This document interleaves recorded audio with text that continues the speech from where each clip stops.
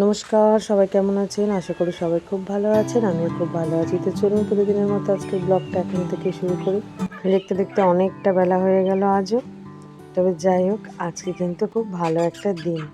ভালো বলবো না, ভালোর সাথে সাথে অনেকটা খারাপও জড়িয়ে আছে আজকের দিনটায়।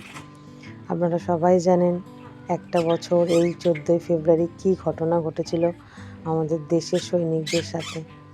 যাই হোক, সেটা খুব ভালো মতো মনে আছে। তাই সারাদিনটা মন খারাপের সাথে সাথে আবার একটু ভালোও লাগে যে আজ একটা খুব ভালোবাসার দিন। তবে সেসব আর জীবনে নেই, যথেষ্ট বয়স হয়েছে, তাও একবার মনে করার মতো বিষয়। কারণ একটা সময় তো বয়স অল্পই ছিল, আর তখন তো এটা খুব ভালোভাবে আনন্দ করেছে এই দিনটাতে। কিন্তু এখন আর নেই সেটা। ছেলে মেয়েও বড় হয়েছে, প্রায় দুটো সন্তানের মা হতে চলেছি, আর এসব মানায় না, তাই না? তবে যাই হোক, যাদের জীবনে আছে তারা যেন খুব ভালো করে আজকের দিনটা কাটায়। এই দেখুন, চিনিকে স্নান করতে দিয়েছে। আজকে খুব বায়না করেছে জানেন। আজকে খুব ইচ্ছা ছিল এই গামলাটার মধ্যে ওকে অভ্যাস করাবো স্নান করার।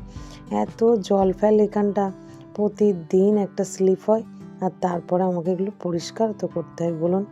কিন্তু এত বাজে মেয়ে, একদম করতে চায় না। এদিকে আরোই ভাত বেড়েছে দেখুন।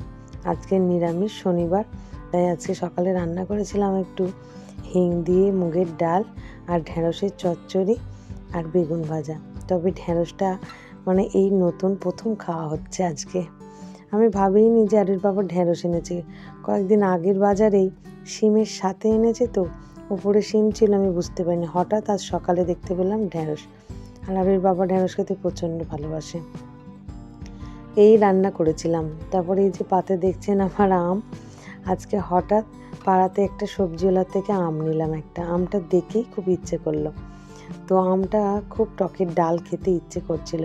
তো আরোইকে বললাম, ও বললো আমি খাবো না, নাহলে আমি ওই ডালটাই একটু সম্বরে নিতাম হয়তো আমটা দিয়ে। ও বললো খাবো না। তাই কি করব, আমার যখন খেতে ইচ্ছে করেছে আমটা আধখানা আমি সিদ্ধ করে নিয়েছি, আলাদা করে সিদ্ধ করেই ভাতে মুলে নিয়েছি। আসলে এত টক আমটা অল্প একটু নুন দিয়ে সিদ্ধ করতেই 5 মিনিটে সিদ্ধ হয়ে গেল, আর কি সুন্দর হয়েছে স্বাদটা জানি। তবে কালকেও খুব ইচ্ছা আছে এরকমভাবে একটু ডাল আর আম সিদ্ধ বা আম ডাল এরকম কিছু একটা করবো। কারণ গতকালও নিরামিষ, কারণ কাল রবিবার হলেও পরের দিন যে আমরা জল ঢালবো শিবরাত্রির, সেই কারণে নিরামিষ।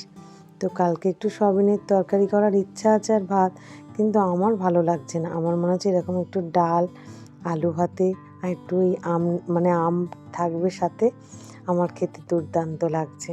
তো যাই হোক, একটু তেল লঙ্কা করে আলু সিদ্ধটা মাখিয়েছিলাম, আর তার সাথে এতগুলো সবজি ছিল। চিনিকে দুপুরবেলা আর আলাদা করে ভাত দিই না জানেন।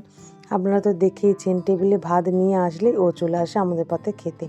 আর তেমন একটা ভাতও এখন খায় না, তাই আমাদের সাথেই খায়। তবে কি জানেন, বাচ্চাদের মতোই ভাতটা খেয়ে টেবিলের পাশেই ঘুমোতে শুরু করে দেয়। এটা আমার দেখে খুবই ওকে ভালো লাগে। একদিন আপনাদেরকেও দেখাবো। তবে যাই হোক, আজকে দারুণ হয়েছিল ভাতটা খেতে, মানে দারুণ স্বাদ লেগেছে। তবে খেতে খেতে ভিডিওটা আজ এখানেই শেষ করছি। আগামীকাল একটি নতুন ব্লগে আবার দেখা হবে। সবাই সুস্থ থাকবেন, ভালো থাকবেন, সবাইকে ভালো রাখবেন। আর ভিডিওটা কেমন লাগলো অবশ্যই কমেন্ট করে জানাবেন। ভালো লাগলে একটা লাইক সাবস্ক্রাইব করে পাশে থাকবেন। চলুন, টাটা।